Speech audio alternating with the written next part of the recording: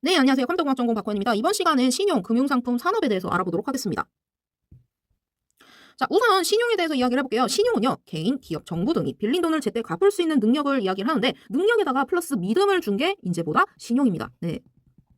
그래서 이 신용을 평가하는 것이 이제 신용평가인데, 이 신용평가는 기업뿐만 아니고 국가 단위에서도 이루어지고, 아무래도 신용평가에 따라서 투자자들에게 빌린 돈을 어떻게 갚을 수 있는지 의사를 평가할 수 있는 위험도를 파악할 수가 있습니다. 대표적으로 이제 국제 3대 신용평가사가 있어요. 네. 스탠더스 앤드 푸어스 S&P라고 불리고요. 그다음에 무리스, 그다음에 피치 IBCA가 있는데 이 세 기관은요, 반드시 알아두셔야 됩니다. 네. 왜냐면 중요한 기관이기 때문이에요. 네. 이 세 기관은 전 세계의 다양한 금융상품하고 발행자의 신용도를 평가해서 신용등급을 제공하기 때문이에요. 네.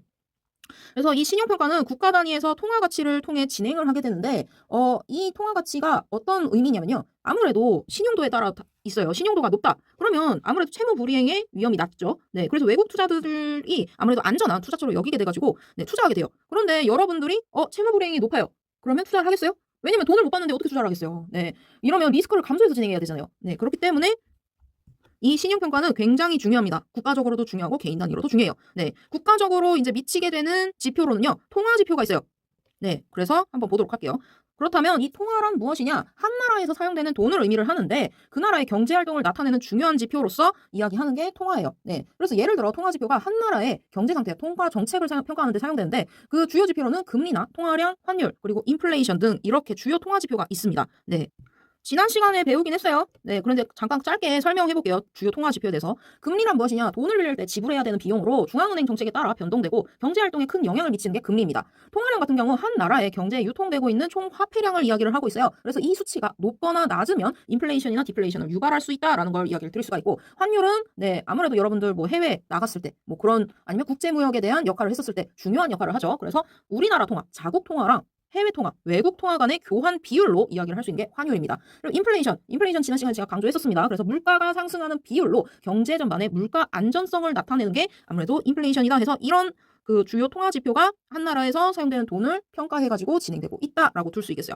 자, 그렇다면요, 신용평가와 통화 지표의 상관관계는 어떻게 되느냐? 네, 예를 들어 금리가 너무 높거나 통화량이 너무 낮아지면은 그 나라의 경제 안정성이 흔들리겠죠. 그리고 이는 신용등급 하락으로 이어질 수가 있어요. 반대로 안정적인 금리는 통화정책의 신용등급을 높게 유지하는 데 기여를 하기 때문에 결론적으로 신용평가는 투자자들에게 채무자의 신용도를 제공하고 투자 결정을 돕는 중요한 역할을 한다라고 둘 수가 있고, 여기서 통화지표는 이 신용평가에 중요한 영향을 미치는 요소로서 그 신용평가, 통화지표를 잘 이해하는 것은 이제 경제를 분석하고 투자 결정에 있는데 매우 중요하다라고 이야기를 드릴 수 있겠습니다.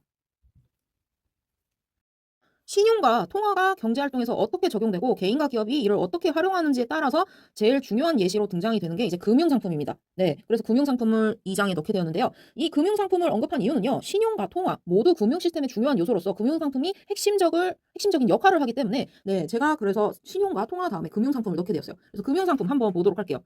금융상품이라는 게 어떤 거냐면 금융기관에서 여러분들이 돈을 관리하거나 투자할 수 있도록 다양한 상품들 보실 거 아니에요. 그 부분이 이제 금융상품으로 이야기를 드릴 수 있을 것 같아요. 대표적인 예시로 뭐가 있냐? 예금, 적금, 주식, 채권, 펀드, 보험, 대출 등 뭐 여러 가지가 지금 금융상품에 해당이 되죠. 네, 그 중에 몇 가지를 보자면 이제 양도성 예금 증서 CD라고 하는 부분이 있고, 그 다음에 양도성 정기 예금 증서라고 해서 NCD라고 하는 부분이 있어요. 네, 우선 양도성 예금 증서는 일정 기간 동안 은행이 돈을 맡기면 만기일에 원금과 이자를 함께 받을 수 있는 금융상품이에요. 네.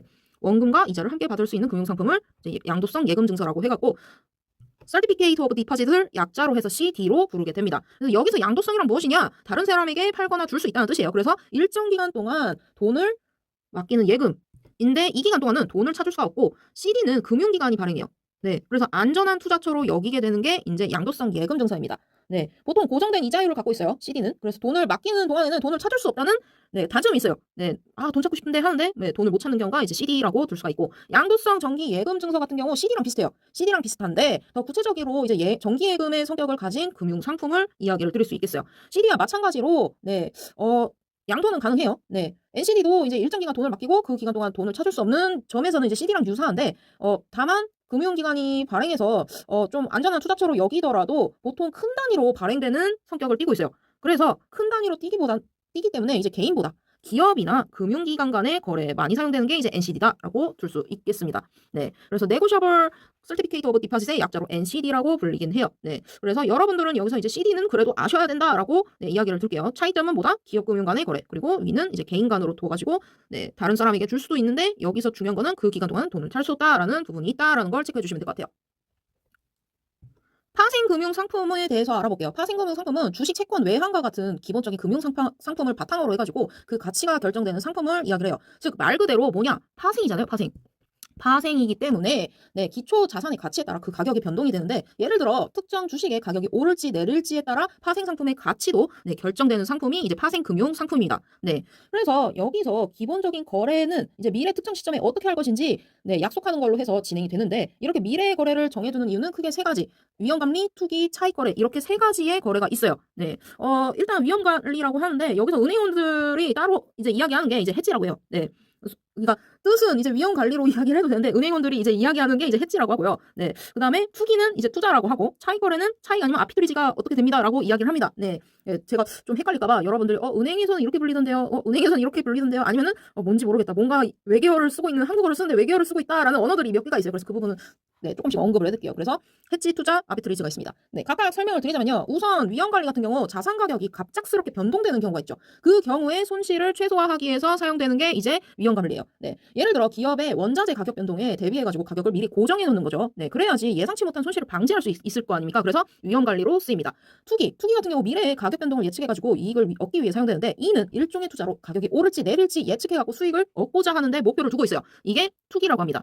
차익거래 같은 경우 두 시장 간의 가격차를 이용해서 이익을 얻는 전략입니다. 네, 예를 들어 그 같은 자산이 있어요. A 시장에서는 싸게 하고 B 시장에서는 비싸게 거래돼요. 그런데 A 시장에 사서 B 시장에 팔아가지고 차익을 얻는 게 차익거래인 거죠. 네, 이렇게 해서 세 가지 네, 파생금융 상품에 대해서 이야기를 드릴 수 있을 것 같아요. 이 파생금융 상품은 이제 거래되는 방식에 따라 장내 거래와 장외 거래로 이제 진행이 되는데요. 간단하게만 언급할게요. 어차피 주식 때 다시 한번 이야기할 거거든요. 다음 파트에서. 네. 장내 거래 같은 경우는 주식거래소에서 이제 규제된 시장으로 거래되는 방식이에요. 그래서 투명성과 안정성이 높습니다. 여기다 써놓을게요. 투명성과 안정성이 높다. 아무래도 장내 거래에서 진행이 되는 거잖아요. 장외 거래 같은 경우에는 거래소가 아니고 네, 양 당사자 간, 네, 직접 이루어지는 직거래예요. 직거래 형태로 이루어지기 때문에 맞춤형 거래가 가능하긴 한데요. 리스크가 높아요. 네, 리스크가 높다라는 부분이 있습니다. 네. 그래서 이런 부분은 조금 주의를 하셔야 됩니다. 그래서 장내거래, 장외거래 체크해 주시면 될 것 같아요. 그래서 이 파생금융 상품 같은 경우에는 위험관리부터 수익 창출까지 다양한 목적으로 사용될 수 있다라는 걸 체크해 주시면 될 것 같아요. 자, 이어서 이야기 드리자면 아까 전에 장내거래와 장외거래로 나눠진다 그랬죠. 이 부분에 대해서 조금 더 자세하게 이야기를 해보도록 할게요. 장내거래는 이제 온 익스체인지 트레이딩이라고 그래가지고 공식적인 거래소를 통해서 이루어지는 거래를 이야기한다 그랬어요. 그래서 투명성과 아까 뭐랬죠? 안전성이 높다라고 이야기를 드렸어요. 왜냐하면 엄격한 규제와 감독이 있기 때문이에요. 네, 이런 상황이 있기 때문에 장내 거래는 아무래도 안전성이 높다라는 부분이 있고 또 유동성이 높기 때문에 거래를 사고 파는 게 굉장히 쉽습니다. 네, 예를 들어 우리가 잘 아는 주식시장이라든지 선물시장, 옵션시장이 모두 장내 거래의 대표적인 예시로서 네, 표준화된 계약 조건과 규정을 잘 따르기 때문에 안전성과 신뢰성이 높다라고 판단을 드릴 수가 있겠어요. 장외 거래 같은 경우에는 공식적인 거래소가 아니고 그 개별적인 협상을 통해 이루어지는 거래예요. 그래서 금융기관이라든지 기업, 대형 투자들의 직접 협상을 거래를 유도하기 때문에 장내 거래에 비해 네, 또 다른 유연성을 갖고는 있지만 네, 아무래도 맞춤형 계약 조건이기 때문에 규모에 따라서 조금 다르다라는 걸 이야기를 드릴 수 있겠습니다. 네, 그리고 또 이 유연성에는 또 유동성과 투명성이 낮다라는 단점도 있어요. 장외 거래 같은 경우. 네, 그래서 공식적인 거래소가 아니기 때문에 거래 정보를 모두 볼 수가 없어요. 네, 그렇기 때문에 신용 위험이 존재해요.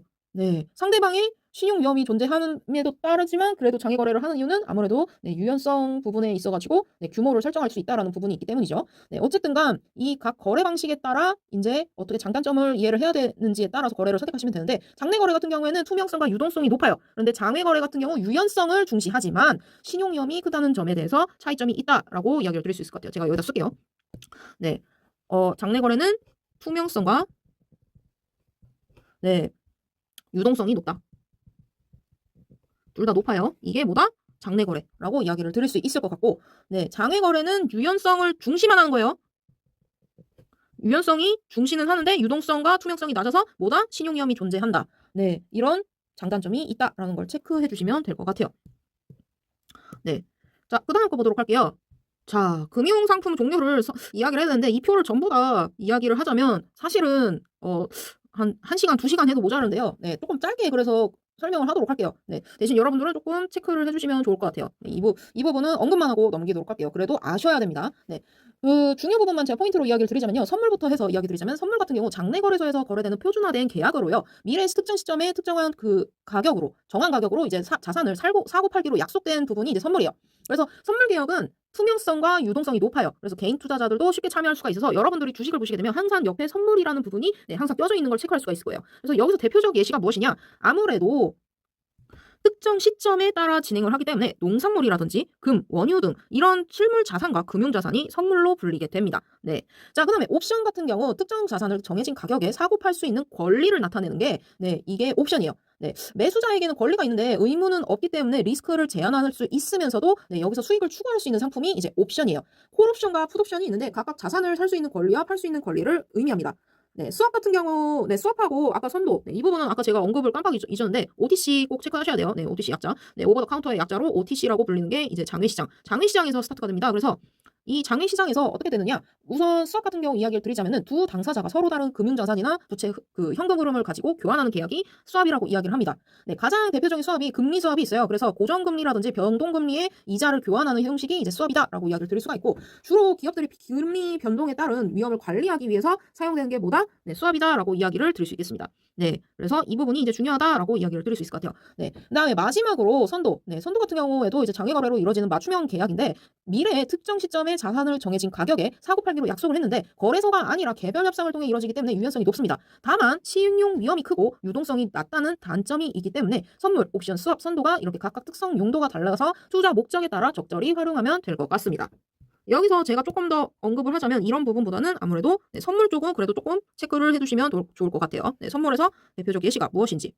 그래서 농산물, 금, 원유 등의 실물 자산과 금융 자산을 이용을 해가지고 진행을 하는구나, 거래가 진행되는구나 라는 거는 조금 아셨으면 좋겠어요. 왜냐면 선물은 항상 주식하거나 증권했을 때 따라다니는 부분이거든요. 물론 옵션 수업 선도도 따라다니긴 하지만 그래도 선물은 꼭 알고 있어야 된다라는 거 체크해주면 될 것 같아요. 제가 선물 이야기했더니 프레젠트 이야기 하더라고요. 그래서 약간 좀 당황하긴 했었어요. 주식 부분 이야기하다 선물 이야기했을 때. 그래서 여러분들은 그래도 아셔야 된다. 그래서 제가 선물 부분은 그래도 알아야 된다. 다른 부분은 몰라도 되지만, 물론 아시면 좋겠지만 아무래도 지금 내용이 너무 범람하기 때문에 그래서 특히 알아야 되는 부분으로 체크하자면 선물 이야기 드릴게요. 자, 그렇다면 금융상품을 투자할 때 어떻게 할지 그 투자 원칙에 대해서 조금 몇 가지 기본 원칙을 이야기를 해보도록 할게요. 첫 번째로 투자 목적을 명확히 정해야 됩니다. 투자를 무엇을 위해 투자하는지, 목표 수익률이 어떻게 되는지 그 기간을 미리 설정을 해야 돼요. 그래서 두 번째로는 분산 투자인데 한 자산을 한쪽에다가 몰빵이라고 하죠. 하나에 다 투자하면 안 되고 여러 곳에 분산 투자를 해가지고 리스크를 줄이는 데 목적을 두고 있어요. 그래서 분산 투자를 해야 된다라는 거 체크해 주시면 될 것 같고, 그 세 번째로는 이제 리스크와 수익을 미리 예측하고 고려하는 거예요. 그래서 높은 수익을 기대할수록 위험도도 커지기 때문에 자신이 감당할 수 있는 리스크를 잘 판단해 가지고 진행하는 걸 목표로 둬야 됩니다. 그 다음에 장기 투자예요. 장기 투자 같은 경우, 사실 저도 이 부분은 좀, 지키긴 좀 그렇지만, 하지만 금융상품을 투자할 때는 항상 장기 투자로 진행을 해야 됩니다. 단기적인 변동에 막 휘둘리기보다는 꾸준하게 기다려서, 진행할 때가 이제 유리할 때가 많거든요. 물론 저도 좀 지키기가 좀 어려운 부분이 있어요. 좀 씁쓸합니다. 저도 여기다가 이야기는 하지만. 그 다음에는 정기적으로 투자 상황을 점검하고 필요시에 재조정하는 것이 필요해요. 왜냐면 그냥 놔둬도 안 돼요. 장기 투자로 해서. 왜냐면 시장이 계속 변하잖아요. 이 경우 개인의 목표가 바뀔 수도 있고 투자 전략도 다시 조정할 필요가 있기 때문에 정기적으로 점검이 필요하다라고 이야기를 드릴 수 있겠습니다. 그 다음에 감정을 배제한 거예요. 지나친 감정으로 인해 가지고 대응하면은 잘못된 판단을 할 수가 있거든요. 그래서 돈을 확 잃을 수가 있겠죠. 안 그래도 뭐 저의 좀 안 좋은 예시를 들자면 아무래도 케이팝을 보고 조금 투자하는 그런 상황이 있는데 이런 부분은 여러분은 배제를 하셔야 됩니다. 감정 배제. 감정적으로 대응하면 안 돼요. 제가 JYP 팬이었다가 SM 팬이었다가 YG 팬이었다가 좀 변동할 때마다 저도 투자를 하는 게 있는데 조금 배제를 하셔야 됩니다. 다른 것 같아요. 어쨌든 그다음에 일곱 번째는 충분한 정보 수집이에요. 정보 수집이 없으면 안 돼요. 투자를 하게 된다면 금융상품에 대해서 꼼꼼하게 조사하고 이해를 하고서 그 다음에 진행을 하셔야 돼요. 그 다음에 세금과 비용을 고려하는 거예요. 왜냐면 세금이나 거래 수수료가 수익에 영향을 많이 미쳐요. 그렇기 때문에 어떻게 나오는지도 또 체크를 하셔야 돼요. 이거는 투자하는 기관마다 달라요. 투자 회사마다 다릅니다. 주식회사마다.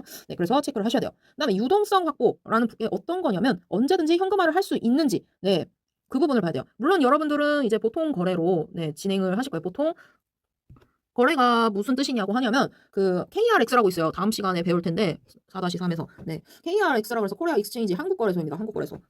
여기에서 이제 한국 주요 증권 및 파생 상품들이 전부 다 거래가 되는 상황인데 대부분 다 여기서 거래가 진행이 됩니다. 그래서 이 거래소를 통해서 언제든지 현금화를 할 수 있고 자산 일정 부분을 진행을 해야지 네, 이거를 유동성 없이 그냥 갑작스러운 상황이 생길 수도 있잖아요. 네, 그 경우 대비 못하게 될 수 있는 경우가 있기 때문에 유동성을 항상 확보할 수 있도록 두셔야 돼요. 네, 아무래도 이 부분은 아까 얘기했던 분산 투자랑 또 맞먹는 상황이죠. 네, 그 부분 체크해 주시면 될 것 같아요. 이제 마지막으로는 이제 전문가 상담을 이야기를 드릴 수 있을 것 같아요. 네, 전문가의 조언이죠. 네, 왜냐면 경험이 다르잖아요. 그래서 전문가에게 상담받아서 리스크를 줄여가지고 진행하는 경우를 이야기를 드릴 수 있을 것 같아요. 그래서 기본적인 원칙, 네, 이렇게 있지만 저도 조금 못 지키는 게 있어서 좀 양심이, 여러분들한테 이야기는 하지만 좀 양심이 살짝 찔리긴 한데요. 네, 어쨌든 간 투자 원칙 잘 알아두셔가지고 진행해야 된다라는 거 체크해 두시고, 이 부분은 중요하다라고 체크를 두도록 할게요. 네. 그 다음 재테크에 대해서 알아보도록 할게요. 이 재테크란 무엇이냐? 돈이나 재산을 효율적으로 관리하고 불리는 방법을 이야기를 합니다. 그래서 재무와 테크놀로지의 합성어가 무엇이다? 재테크입니다. 네. 그래서 재무와 테크놀로지의 합성어 체크를 해주시면 될 것 같아요. 네. 자, 그래서 여기서 쉽게 말하자면 이제 돈 잘 모아서 효과적으로 어떻게 굴려가지고 목돈을 만들까? 그 부분을 목표로 하는 건데, 목돈이 무엇이냐? 큰돈이죠. 큰돈. 네. 큰돈 예시 뭐 여러 가지 있잖아요. 집 사기 위한 돈이라든지 결혼자금이라든지 여러분 학자금이라든지 사업 시작할 때라든지 아니면 교환학생이라든지 뭐 여러 가지가 있는 게 이제 목돈의 예시로 이야기를 드릴 수 있을 것 같아요. 그래서 이 목돈을 마련하기 위해 재테크를 하는 건데, 이 재테크는요 기간에 따라서 네 다르게 전략을 세울 수가 있어요. 네. 그래서 만약에 1년 이하의 단기적으로 돈을 불리려면은 CD나 이제 발행어물 같은 상품을 이용해서 진행을 해야 되고, 그다음에 1년 이상의 장기적인 목표를 갖고 있다면 세금 우대 저축이라든지 장기주택 맞면 저축이라든지 새마을금고의 정기 예적금 아니면은 상호저축은행의 금융상품 등 뭐 이런 수익증권 등을 고려해가지고 진행을 할 수 있을 것 같아요. 그래서 이 재테크는 자신의 목표랑 기간에 맞는 금융상품들을 잘 선택해갖고 효율적으로 돈을 불리는데 중요하다라고 네, 이야기를 드릴 수 있겠습니다. 그래서 다시 한번 체크하지만 재테크는 뭐다? 재무 플러스 테크놀로지의 합성어다. 네, 이 부분 꼭 체크해 두시기 바랍니다. 자, 그렇다면 이 재테크에서 목돈을 굴리기에 적합한 금융상품들을 조금 알려드리도록 할게요. 우선 CD, 네, 아까도 이야기했었던 부분이죠. 양도성 예금 증서입니다. 그래서 은행에 일정 기간 동안 돈을 예치해가지고 예금 증서를 발행하는 방식이에요. 그래서 매우 안전하고 정해진 기간 동안 돈을 맡기기 때문에 금리가 고정되어 있어요. 단 목돈으로 처음에만 입금이 가능하고요. 추가 입금은 불가능하다라는 단점이 있습니다. 네, 두 번째로는 이제 CMA예요. 네, CMA 같은 경우에는 증권사에서 주로 제공하는 상품으로요. 비상금 마련을 하거나 네, 유동성 있는 필요 자금을 관리할 때 굉장히 유용합니다. 영업일 당일에도 바로 인출할 수 있어서 유동성이 높고 한국에서 가장 인기가 많은 품목 중에 하나예요. 네, 저도 CMA를 이용합니다. 네, CD는 너무 기다려야 되기 때문에. 네, 그 다음에 MMF입니다. 단기 금융 투자 펀드인데요. 네, 이 MMF는요, 자산운용사에 제공을 해가지고 주로 단기 채권에 투자하는 펀드로서 이야기를 드릴 수가 있을 것 같아요. 그래서 리스크가 낮아요. 네, 단기 자금을 안전하게 운용하기에 적합하고, 그리고 금리 변동에 민감해가지고 영업 다음 날에 인출이 가능합니다. 마지막으로 MMDA, 그래서 시장성 예금 계좌인데요. 고금리 예금이나 시장 금리에 연동되는 예금 상품으로 주로 은행과 신용조합에 제공됩니다. 예금자 보호가 가능하다는 장점이 있지만 한국에서는 잘 사용되지가 않아요. 영업일 당일에 바로 인출이 가능하고, 그리고 유동성이 좋기 때문에 네, 이러한 금융상품들의 각각 특성과 목적에 맞춰서 목돈을 효율적으로 관리하고 불리는데 네, 도움이 되길 바라겠습니다. 네, 그래서 이렇게 목돈 불리는 대표적 상품들이 있는데, 여기서 또 중요한 거 잠깐 체크하자면 CD라는 게 있고 CMA라는 게 있고 MMF라는 게 있고 MMDA라는 게 있구나 라는 정도만 체크를 해주시면 될 것 같아요. 목돈을 굴리는 대표적 상품으로서 이렇게 네 가지가 있구나 라는 건 체크를 꼭 해주시면 좋겠습니다.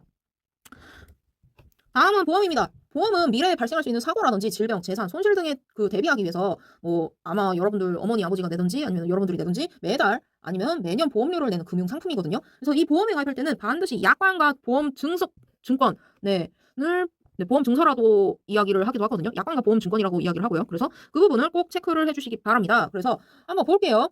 네, 우선 보험사 같은 경우 이제 우리가 가입한 보험을 관리하고 보험금을 지급하는 회사를 이야기를 합니다. 네. 그 다음에 보험료 같은 경우에는 가입비죠. 네, 그래서 얼마 낼 것인지 나이나 건강 상태 아니면 보험 기간 등에 따라서도 다릅니다. 네.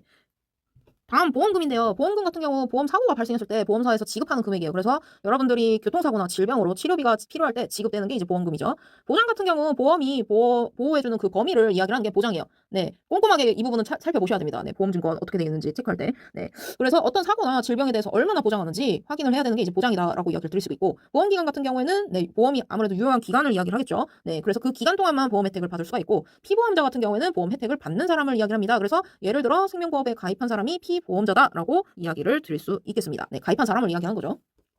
자, 보험 종류는 뭐 여러 가지 있어요. 생명보험, 손해보험 뭐 이렇게 있는데 그래도 훑어서 이야기 드릴게요. 생명보험 같은 경우 사망 시 가족을 위한 보험금 지급. 네, 손해보험 같은 경우는 재산 손실. 네, 정액보험 같은 경우는 특정 상황에 대해 정해진 금액 같은 경우가 이제 정액보험이라고 이야기를 하고, 실손보험. 네, TV에서 많이 보고 있죠. 실제 치료비를 보장해주는 네, 보험을 이야기를 하고 있고, 순수 보장형은 이제 만기 시 환급금이 없는 상황이고요. 만기 환급형은 이제 만기 시 일정 금액을 돌려받는 형태를 이야기를 합니다. 그래서 보장성 보험과 저축성 보험 같은 경우에는 이제 보장과 저축을 목적으로 하고 있고, 종신보험은 사망할 때까지 때까지, 네, 이 부분도 많이 TV에서 봤을 거예요. 네, 사망할 때까지 보장되는 보험이 이제 종신보험이다라고 네, 이야기를 하고 있어요. 그래서 보험이 이제 우리 삶에서 아무래도 삶에서 뭐 예기치 못한 상황들에 대비할 수 있는 금융 상품이긴 하잖아요. 네, 그런데 막 가입하면 안 되고, 네, 자신의 필요와 상황에 따른 보험을 선택해서 진행을 해야 되고, 보험을 가입할 때는 약관과 보험증권, 네, 보험증서, 네, 보험증서라고도 이야기할게요. 네, 둘 다 똑같아요. 그래서 잘 읽고서 진행을 해야 된다라는 거 체크해 주시면 될 것 같아요. 네, 어쨌든 보험은 무엇이다? 미래에 발생할 수 있는 사고, 질병, 재산 손실에 대비해갖고 보험료를 내는 금융 상품으로서 네, 이야기를 하는 게 이제 보험이다라고 이야기를 드릴게요. 네, 자, 그다음 수표와 어음입니다. 자, 수표는 발행자가 자신의 은행 계좌에 있는 돈을 특정인에게 지급할 것을 약속하는 문서인데요. 서비스나 이제 상품에 대한 대금 지불을 할 때 많이 사용되고 발행일 바로 지급을 요청하고 현금화할 수 있다는 장점이 있어요. 근데 통장에 있는 금액만큼만 네, 진행을 할 수가 있고 발행된 사람만이 사용할 수 있다는 부분이 있어요. 자, 그런데 여기서 여러분들이 수표랑 어음이 똑같이 생겨가지고 둘 다 똑같다고 생각하는 경우가 있어가지고 제가 그림을 좀 일단 갖고 왔어요. 네, 수표는 수표라고 여기 써져 있고 어음은 어음이라고 이렇게 써져 있는데 다른 점이 있어요. 네, 똑같이 생겼죠. 네, 제가 봐도 좀 똑같이 생기긴 했는데 어음 같은 경우에는 이제 수표랑 조금 다르게 발행자가 일정 기간 후에 특정 금액을 지급할 것을 약속하는 문서예요. 네, 약속 문서로서 이 주로 기업 간 거래에서 대금 지급을 연계할 때 사용되고 예를 들어 물건 사고 주고 나중에 받기로 약속할 때 어음을 담고 있어서 진행을 할 수 있다라고 이야기를 드릴 수 있겠습니다. 그래서 어음은 만기일에 지정된 금액을 지급하는 신용 약속을 담고 있는데 만기일이 2일이 지나도록 지급이 되지 않다. 그러면은 모든 거래가 정지돼요. 네, 이 부분이 중요합니다. 네, 그래서 이 부분을 꼭 체크해 주시면 될 것 같아요. 네, 비록 형사처벌은 없는데요. 적색거래처로 관리가 되면서 금융거래에 네, 완전한 어려움을 겪게 되는 상황이 되거든요. 왜냐면 은행과의 모든 거래가 발행자의 정지가 되기 때문이에요. 네, 그래서 이 부분 체크를 해주시면 될 것 같아요. 그리고 또한 이 어음 같은 경우 이제 배서라 그래가지고 뒤에다가 쓰는 과정이 있는데 그 문서 뒤에다가 쓰는 경우를 그 배서라고 하는데 그 경우를 통해서 다른 사람에게 양도할 수 있는 상황도 있습니다. 네, 그래서 그 부분 체크를 또 해주시면 될 것 같아요. 그래서 수표는 뭐다? 즉시 현금화가 가능한 문서로 보시면 되고 어음은 일정 기간 후에 지급할 것을 약속하는 문서로서 둘 다 중요하긴 하지만 사용하는 방식과 목적에 따라서 좀 다르다라는 걸 체크해 주시면 될 것 같습니다. 자, 여기서 할인은요. 네, 뭐 여러분들 다들 아실 거예요. 원래 가격보다 낮은 거래에 사게 되면 이제 할인된 가격에 샀다라고 이야기를 하잖아요. 그런데 금융에서는 조금 다른 의미를 갖고 있어요. 네. 어음을 만기일까지 기다리지 않고 예를 들어 그 어음을 만기일까지 기다리지 않고 이제 기다리는 그 할인된 가격으로 이제 현금화하는 것을 이제 어음 할인이라고 이야기를 하고 네, 이런 행위를 네, 조금 어음 깡이라고 불리기도 해요. 네. 사실 깡은 정상적인 방법이 아니고 현금을 조달된 경우를 이야기를 하고 있어요. 네. 어음 깡을 하게 되면은 아무래도 정상적인 금융 절차보다는 빠르게 현금을 확보를 할 수는 있겠지만 아무래도 조금 네, 이게 조금 확보를 하기 위해서는 좀 기다려야 되는 상황이 있다라는 걸 이야기를 하겠죠. 그래서 깡이라는 부분 많이 불리게 되는데 네, 깡이 이런 상황이구나라는 거 체크해 주시면 될 것 같아요. 정상적인 방법은 아니에요. 네. 다만 현금이 필요하기 때문에 다른 사람한테 어음이 있는데 네가 가져갈래? 내가 그 아래 못 찾아가니까 네, 이거를 줄게. 그러고서 이렇게 바뀌는 네, 거래라고 보시면 되겠죠. 네. 자, 그다음에 부도 디폴트입니다. 그래서 뭐 다들 아시다시피 뭐 빚을 갚지 못하는 상황을 이야기를 해요. 빚을 갚지 못하는 상황. 네. 그래서 개인의 경우 실직이라든지 소득 감소, 과도한 대출이 이제 원인이 될 수 있는데 이 기업 같은 경우 경영 실패라든지 수익 감소라든지 이제 과도한 부채 등이 이제 부도의 원인이 됩니다. 네. 그래서 이 부도가 발생하면은 채권자나 아니면 돈을 빌려준 사람이 기관에서 돈을 돌려받지 못하게 되면은 아무래도 재정적 손실을 입게 되잖아요. 그렇게 되면 어떻게 돼요? 개인이 부도를 맞게 되면 신용도가 급락하게 되고 네, 급격히 하락이 되겠죠. 기업이 부도가 나면 아무래도 영업 중단이라든지 아니면 파산이 되겠죠. 네. 이렇게 이제 할인과 부도 같은 경우에는 자산과 부채 관리에 매우 중요한 개념으로서 네, 진행을 할 수 있을 것 같아요. 그래서 할인 같은 경우에는 자금을 어떻게 빠르게 확보할 것인지 금융적인 네, 이야기에서 이렇습니다. 네. 뭐 물론 뜻은 똑같아요. 네, 슈퍼 할인, 네, 마켓에서 할인하는 그 가격이랑은 똑같지만 네, 금융에서는 자금을 어떻게 빠르게 확보할 수 있을지 그 방법으로 이야기를 하고 있고 네, 남용하면은 아무래도 금융 위험이 크다라는 거 다시 한번 체크해 주시면 될 것 같고 부도 같은 경우에는 아무래도 큰 영향을 미치기 때문에 그 전에 재정 관리를 어떻게 해야 될지 체크를 해주시면 될 것 같습니다. 자, 그렇다면 부도 관계 용어들을 조금 체크해 보자면 어음 부도율 같은 경우 발행된 어음 중 부도가 난 비율을 이야기를 하는데 기업의 신용 상태를 평가하는 지표로서 사용이 되고요. 흑자 부도 같은 경우에는 네, 흑자인데 부도요? 네, 이익을 내고 있는데 현금 부족 때문에 생기는 상황이에요. 그래서 현금 부족 때문에 부도를 맞이하는 상황이 이제 흑자 부도다라고 이야기를 드릴 수 있고 자금 도달 실패나 채권 회수 지연 등이 이제 주 원인으로 이야기를 드릴 수 있을 것 같아요. 그다음에 연쇄 부도 같은 경우에는 한 기업에서 이제 부도가 다른 기업들에게 영향을 미쳐가지고 부도가 연속적으로 발생하는 현상이에요. 네, 이 경우 굉장히 좀 위험한 상황이죠. 네. 위험한 상황이기 때문에 경제에 큰 충격이 와요. 정말 큰 충격이 와요. 그래서 조심해야 됩니다. 연쇄부도가 안 일어나도록 해야 돼요. 네. 자, 이와 관련해서 금융정책을 이야기를 해보도록 할게요. 금융정책은 굉장히 중요합니다. 네. 뉴스에서 항상 빠짐없이 나오는 게 이 금융정책이에요. 한번 볼게요. 금융정책은 이제 경제 전반에 통화 공급량하고 금리 수준을 조절해갖고 경제를 안정시키는 역할을 하게 되는데요. 여기서 금리정책이라는 게 있고 그리고 공개시장 조작이 있고요. 통화정책이라는 게 있습니다. 우선 금융정책은 네, 여기에서 금리를 가지고 아무래도 서민들에게 아니면 국민들에게 금융 안전성을 조달하기 위해서 금리를 인하하거나 인상하는 작업을 하게 되는데 이 부분을 금리 정책이라고 이야기를 해요. 그래서 금리를 인하하게 되면은 사람들이 대출을 더 쉽게 받아서 소비와 투자가 늘어나겠죠. 그 부분 체크를 해주셔야 되고 그다음에 금리가 인상이 되면요. 대출 비용을 높여가지고 소비와 투자가 줄어드는 효과를 갖고 오는 거를 이제 금리 인상이다라고 이야기를 드릴 수 있겠습니다. 공개 시장 조작 같은 경우에는 중앙은행이랑 같이 국채를 사고 팔면서 통화량을 조절하는 방향이에요. 그래서 국채를 사게 되면은 시중에 돈이 많이 풀리게 되겠죠. 팔면은 돈이 줄어들게 됩니다.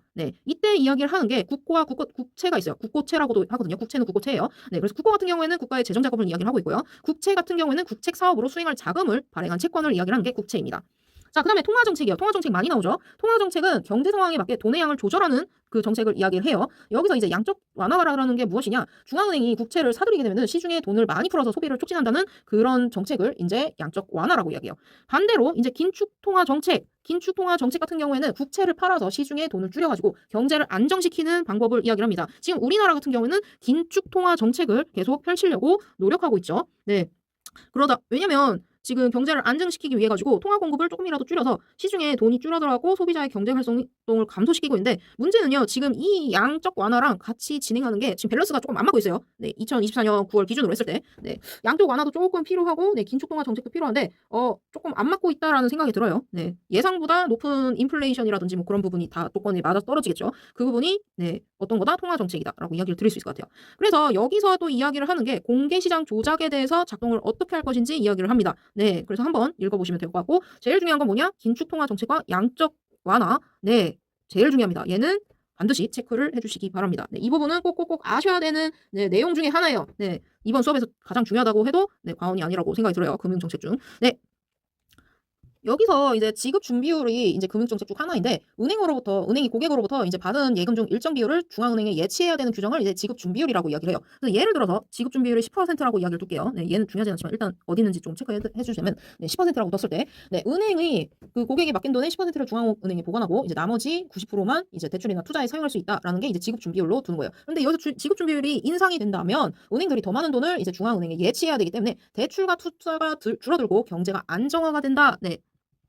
경제 안정이 되는 상황이 이제 지급준비율 인상이라고 둘 수가 있고 지급준비율 인하 같은 경우에는 은행들이 더 많은 돈을 대출과 투자에 사용할 수 있어서 경제 활성이 됩니다.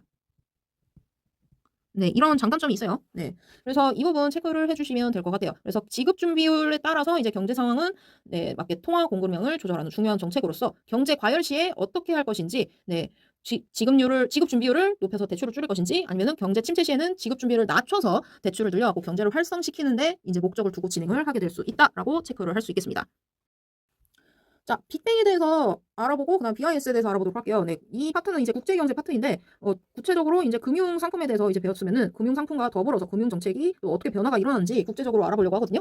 자, 우선 빅뱅부터 이야기하자면 아무래도 금융 시장에서 큰 변화나 일어나는 순간을 이제 의미하는 게 빅뱅이에요. 그래서 1986년 영국 런던에서 시작이 됐고요. 이 당시에 영국이 금융 시장 규제가 너무 엄격했기 때문에 규제를 완화하고 외국 기업들이 쉽게 투자할 수 있도록 만든 게 이제 빅뱅이다라고 이야기를 드릴 수 있을 것 같습니다. 그다음에 국제결제은행입니다. 국제결제은행 같은 경우에는 안정화를 목표로 두고 있어요. 그 1930년대 스위스에서 설립된 조직으로 이제 여러 중앙은행에서 안정화를 목표로 하고 있거든요. 그래서 이 안정화를 목표로 해가지고 은행의 자기 자본이 위험 자산 대비 얼마나 되는지를 평가할 수 있는 중요한 지표를 만들어 갖고 진행을 하고 있습니다. 우리나라 같은 경우에는 이제 BIS 비율을 8%로 권고해 갖고 진행을 하고 있다라고 이야기를 드릴 수 있겠습니다. 그래서 빅뱅은 큰 변화를 이야기를 하고 있고 세계 안정화는 BIS다라고 이야기를 드릴 수 있을 것 같아요. 아무래도 뉴스에서 신흥시장, 공동시장, 자유무역협정 많이 들어보셨을 거예요.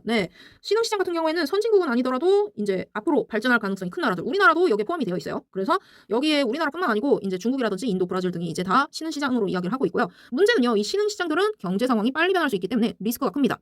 그런 부분을 체크하면 될 것 같고 공동시장 같은 경우에는 나라와 나라 간의 신뢰를 바탕으로 해가지고 서로 간의 경제적 이익을 주려고 하는 구조를 이제 공동시장이라고 이야기를 합니다. 그래서 대표적인 그 예시로 여러분들 잘 아시는 유럽연합이 있고 그다음에 카리브 공동체가 있습니다. 자유무역 협정 같은 경우 FTA예요. FTA 같은 경우에는 회원국 간에 무역을 할 때 관세나 수입 제한을 줄이기로 한 약속 협정을 이제 FTA라고 이야기를 합니다. 그래서 물건에 대한 세금을 낮춰가지고 쉽게 무역을 할 수 있는 장단점이 있죠. 장점이 있고, 뭐 단점이라고 한다면 아무래도 그 전에는 조금 많이 걷었는데 세금이 뭐 줄어든 상황이겠죠. 그 부분을 이야기를 드릴 수 있겠습니다. 그래도 장점이 더 많은 상황이죠. FTA가 된다면. 그래서 관세 인하, 비관세 장벽 제거, 그다음에 경제 성장 촉진 등이 이제 큰 역할이 있다라고 들 수 있겠습니다. 자, 이제 나라별로 조금씩 보려고 하는데요. 미국에서 쓰이는 용어 중에 여러분들 서브프라임 모기지 많이 들어보셨을 거예요. 네, 모기지라고 하는 게 어떤 거냐면 집이나 부동산을 살 때 은행에서 돈을 빌리는 대출을 이야기를 합니다. 그래서 만약에 대출금을 갚지 못하게 되면 집이나 부동산이 은행의 소유가 돼서 대출자는 고정금리나 변동금리를 선택해갖고 원금과 이자를 상환해야 되고 상환이 완료되면 집은 대출자의 소유가 돼갖고 진행이 되게 돼요. 그래서 순서를 보시게 되면은 네, 다시 한번 담보대출이 되고 대출 상환이 돼서 고정금리나 변동금리 중 선택이 되고 그 중에 대출 상환 완료가 되면 내 소유가 되고 불이행이 되면 경매로 넘어가는 네, 이 상황이 모기지입니다. 여기서 이제 서브프라임 모기지 같은 경우에는 일반적 대출보다 신용 리스크가 높은 사람들에게 제공되는 주택담보대출인데요. 아무래도 신용등급이 낮은 사람한테 대출을 해주는 상황이다 보니까 좀 높은 이자율을 받아서 대출을 할 수는 있겠지만 일반 모기지보다는 유리하게 제공은 되는 대신에 리스크가 너무 커요. 네, 그래서 이 부분이 이제 2008년경에 글로벌 금융 위기 중에 하나로 나왔습니다. 네, 그래서 항상 이야기를 하는 게 모기지 해가지고 모기지 조심해라 하는 게 이 부분이에요. 네, 2008년경에 글로벌 금융 위기 중 주요 원인으로 네, 뭐 여러 가지 막 복잡한 상품들이 막 있고 부실화가 되면서 수많은 사람들이 집을 잃고 손해를 잃게 되었어요. 네. 그래서 서브프라임 모기지 같은 경우 금융시장에 가장 큰 영향을 미친 중요한 사례로서 여러분들 꼭 체크를 해주시면 될 것 같아요. 이 부분에 대해서 좀 더 자세하게 알고 싶다 그러면요. 그 빅쇼트라고 하는 영화가 있거든요. 이거는 쉬운 문제는 아니고 네, 그냥 네, 좀 이야기 드리자면 네, 빅쇼트라는 게 있습니다. 그래서 빅쇼트라는 게 어떤 거냐? 그 금융위기 이전에는 이제 서브프라임 모기지 시장에 대한 붕괴를 예측해가지고 투자자들이 어떻게 예측하고 막 베팅을 하고 그 수익을 하는지 그 부분을 하는데 빅쇼트를 보시게 되면은 이게 왜 위기가 닥쳤고 왜 원인이 됐는지 네, 좀 자세하게 나와 있어요. 지금도 회자되는 영화 중에 하나입니다. 꼭 보셨으면 좋겠어요. 시간 되실 때. 네.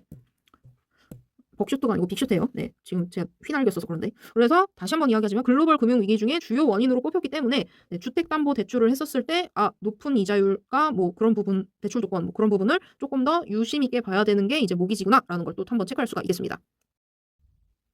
자, 미국의 경제 주요 특징을 보자면요. 우선 GDP가 1등이에요. 네.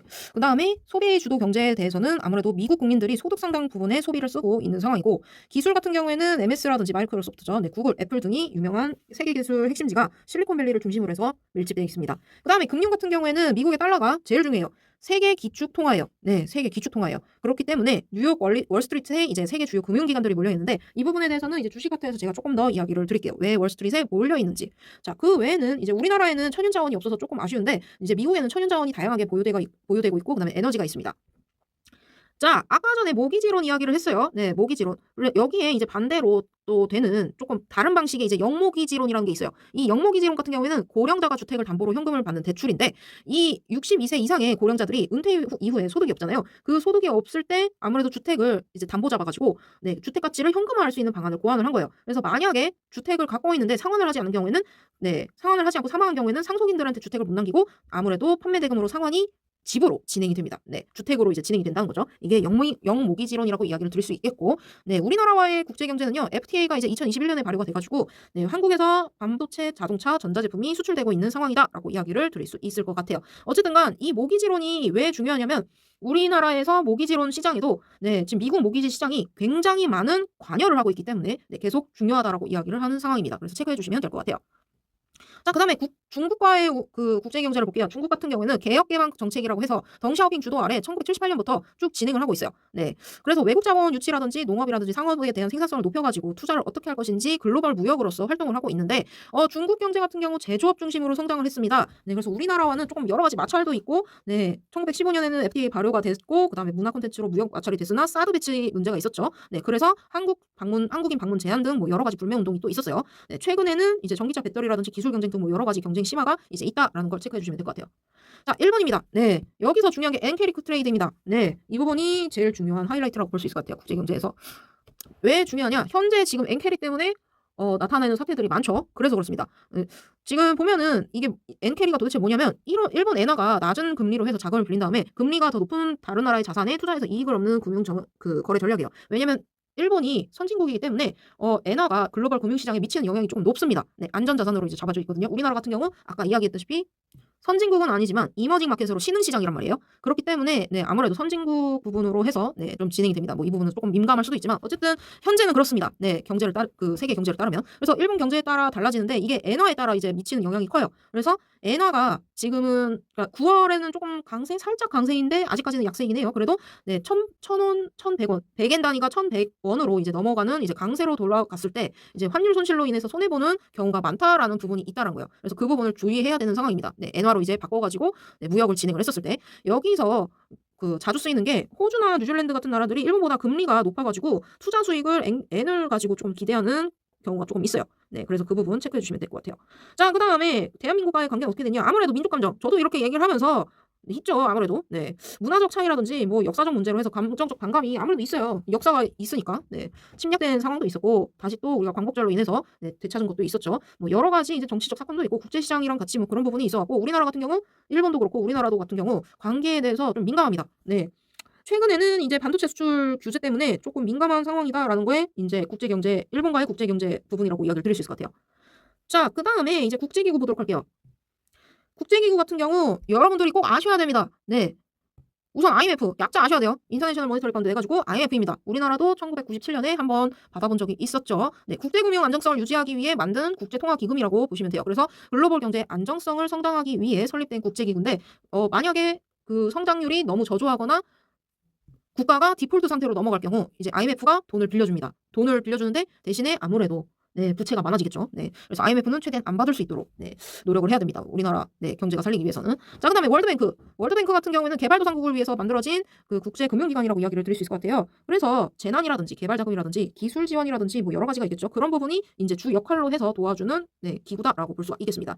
그다음에 WTO 같은 경우에는 월드 트레이드 오거나이제이션 해가지고 네, 뭐 다들 아실 거예요. 자유로운 공정 환경을 만들기 위해 설립된 국제기구예요. 네, 아프리카라든지 뭐 아니면은 무역이나 조금 트레이드하게 그 어려운 협상 카드를 내놓는 나라들에 대해서 조금 제재하는 분위기가 조금 있거든요. 네, 그래서 WTO에서는 회원국 간의 무역을 자유롭게 하기 위해서 여러 가지 노력을 합니다. 네, 전쟁 부분도 하나가 있죠. 네, 무역 기구 중에 네, 뭐 이거는 각 나라마다 달라요. 어쨌든 그렇습니다. 자, 그다음에 OECD, 네, OECD 같은 경우에는 선진국들이 이제 경제 성장이라든지 무역 확대라든지 네, 사회복지 증진 등 뭐 여러 가지를 협력해서 우리 모두가 다 살자, 잘 살자를 목표로 하고 있어요. 네, 그래서 OECD까지 해서 체크해 주시면 될 것 같아요. 각 약자들은 한 번씩 꼭 체크해 주시기 바랍니다.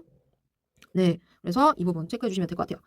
자, 산업 보도록 할게요. 산업 같은 경우 그러면 어떻게 발달이 되는 상황이냐?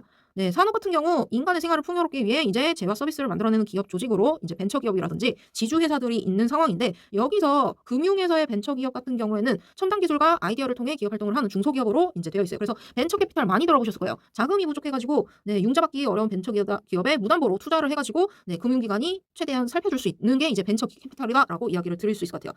다만 이제 이렇게 벤처기업으로 되는 경우에는 아무래도 모험기업이라고 합니다. 리스크가 있겠죠. 네, 아무래도 발달이 돼야 되는 상황이 있기 때문에 뭐 그런 부분도 있고 코스피의 상장이라든지 뭐 다른 부분에 있어서 조금 어려운 제약들이 있기 때문에 최대한 이제 도모할 수 있는 방안을 금융기관에서 조금 모색해서 도와주는 상황입니다. 지주회사는 돈을 내야 되는 회사예요. 네, 조금 잘못 알고 있는 학생들이 있어서 이야기를 하면 돈을 내야 하는 회사로서 좀 다른 회사에서 좀 사업 활동을 지배하는 구조를 갖고 있는 게 지주회사입니다. 네. 그래서 여기서 지급 보증이라는 게 있고요. 빚을 대신 갚는다는 약속으로 해가지고 네, 사업 활동을 좀 지배하기 때문에 그리고 내부 거래가 또 있습니다. 내부 거래라는 건 이제 한 그룹 내에 다른 회사들 간에 이제 이루어지는 거래로 지주회사랑 그 자회사들이 이제 발생하는 거래들이 있어요. 그래서 이때 이제 공정거래법상의 문제가 좀 왜곡될 가능성이 조금 있다라는 걸 체크해 주시면 될 것 같아요.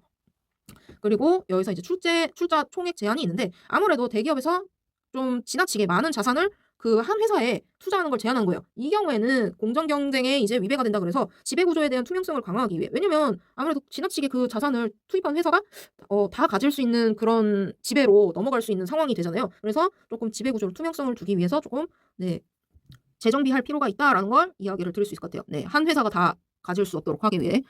자, 그다음에 구조조정입니다. 네, 여기는 가면 안 되는 거죠. 네. 금융에서 구조조정이 들어갔다라는 회사라면은 네, 아무래도 기업에서 재정적인 문제가 있다라는 거예요. 그 기업에. 그래서 재편성하는 과정을 이제 구조조정이라고 합니다. 여기서 이제 BPR이라는 게 있어요. BPR이란 게 어떠냐? 비즈니스 프로세스 리엔지니어링이라고 해가지고 그 구조조정을 하는 과정에서 주로 사용하는 경영 방안을 이야기를 하고 있는데 업무 프로세스를 아예 새롭게 해서 새로 판을 짜야 됩니다. 네, 그렇게 새롭게 판을 짜가지고 다시 우리 회사를 세우는데 목표를 두고 있어요. 이거를 이제 BPR이라고 둡니다. 네, 그리고 빅딜 같은 경우 큰 거래로 알고 계시는데 큰 거래가 아니에요. 네, 대규모의 구조 조정입니다. 좋지 않은 단어예요. 좋지 않은 단어. 네, 가끔씩 빅딜을 해야죠라고 하길래 그러고서 약간 이야기할 적이 있었거든요. 네, 구조 조정이에요. 좋지 않은 단어예요. 회사 오시면. 네, 그래서 정부의 구조 조정 수단으로 이제 활용해가지고 네, 쓰는 게 이제 빅딜입니다. 요즘 많이 뉴스에서 나오고 있죠. 네, 경제가 좋아졌으면 좋겠어요. 우리나라. 어쨌든 그렇습니다. 자, 그다음에 워크아웃 보도록 할게요. 워크아웃 같은 경우에는 재무 구조에 대한 개선 작업을 보는 작업이에요. 네. 그래서 그 회생 절차와 달리 이제 재구조를 어떻게 살필 것이냐 그 부분을 목표로 두고 있고요. 은행이 아무래도 은행 관리 같은 경우 은행이 개입을 하겠죠. 네, 은행이 아예 기업 경영에 참여를 합니다. 네. 대신에 뭐 빌려주고 좀 이자 담보가 물론 있겠죠. 네, 채권자가 은행이기 때문에 네, 그 부분이 있습니다. 법정 관리. 네, 법정 관리 같은 경우에는 법의 아래에서 이제 채무 조정이 진행되고 기업 회생을 도모하는 절차로 이야기를 드릴 수 있을 것 같아요. 네, 그래서 여기에서 이제 아셔야 되는 단어는 BPR하고 빅딜 꼭 아셔야 된다라는 거 체크해 주시면 될 것 같습니다. 자, 그다음에 금융에서 또 M&A 빠질 수가 없죠. 네, 합병과 인수 해가지고 이야기를 들을 수 있을 것 같아요. 네, 약자 꼭 체크해 주세요.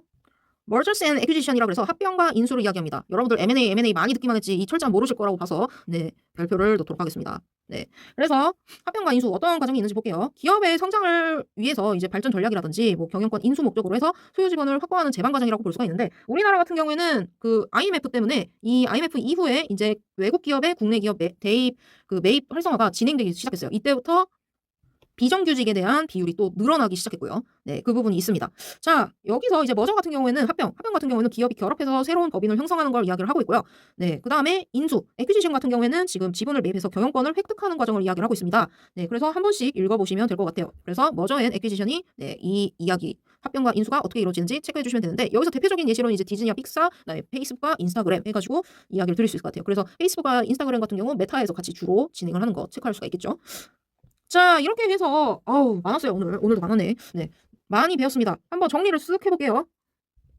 자, 처음에 신용 이야기했습니다. 그래서 개인, 기업, 정부 등이 빌린 돈을 제때 갚을 수 있는 능력을 이제 거기서 플러스 믿음이 신용이다라고 이야기를 줄 수 있다라고 했고 신용평가에 대한 중요도 이야기를 했고요. 국제 3대 신용평가사의 스탠더스 앤드 퍼스랑 이제 S&P 해가지고 이야기를 할 수 있겠고 모리스, 피치가 있다라고 이야기를 드렸습니다. 그래서 통화지표에 대해서도 배웠는데요. 통화지표에 대해서는 이제 주요 통화지표로 금리, 통화량, 환율, 인플레이션율 등이 이제 예시로 들 수 있다라고 이야기를 드렸습니다.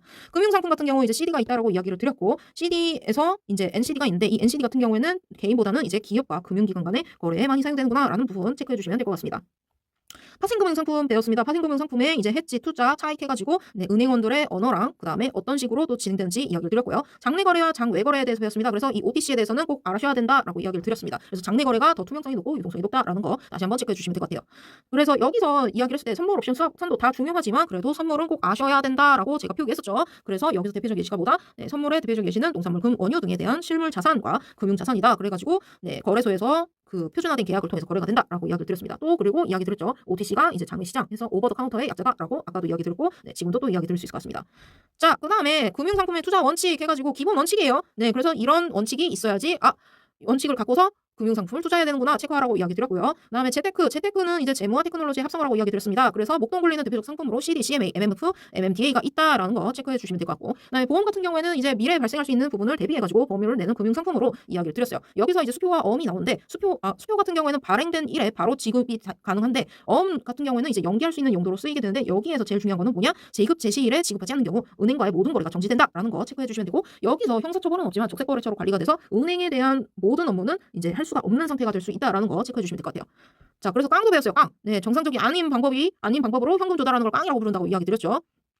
그래서 뭐 여러 가지 용어 배웠고 여기서 이제 금리 정책이라고 해서 금리 인상, 금리 인하, 공개 시작 투자, 그다음에 통화 정책의 양적 완화랑 이제 긴축 통화 정책해서 이 부분은 꼭 아셔야 됩니다. 네, 그래서 꼭 체크해 주시면 될 것 같고 지급 준비율에 대해서 이제 인상할 경우 경제가 안정되고 그다음에 지급 준비율에 대해 인하가 되면 경제가 활성화되고 이런 부분 체크해 주시면 될 것 같아요. 그리고 빅뱅에 대해서 배웠습니다. 국제경제 넘어와가지고 금융시장에 어떤 변화가 일으켜졌는지 한 번 더 체크할 수 있는 부분을 배웠고 그다음에 BIS에 대해서 배웠고 그 다음에 미국의 서브프라임 모기지가 있는데 이 부분에 대해서는 왜 중요하냐면 2008년경에 많은 사람들이 글로벌 금융위기의 주요 원인으로서 이제 모기지가 제대로 된 관리를 하지 않았기 때문에 이 은행이랑 금융기관에서 파산되는 상황이 점점 벌어지면서 집을 잃는 사람들이 많아졌어요. 그 부분 체크해 주시면 될 것 같아요.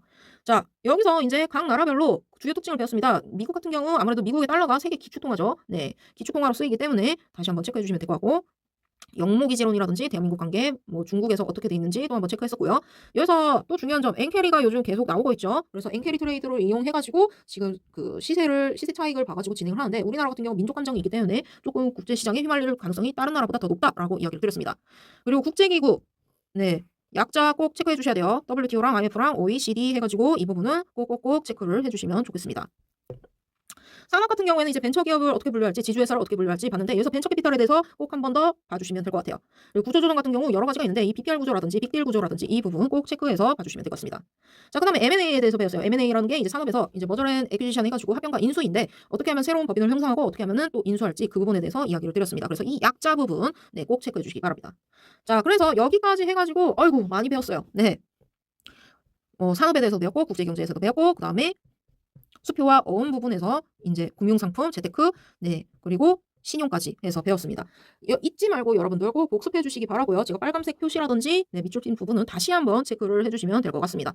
네, 그럼 저는 오늘 여기까지 하도록 할게요. 다음 시간에는 이제 주식에 관한 이야기를 하도록 하겠습니다. 수고하셨습니다.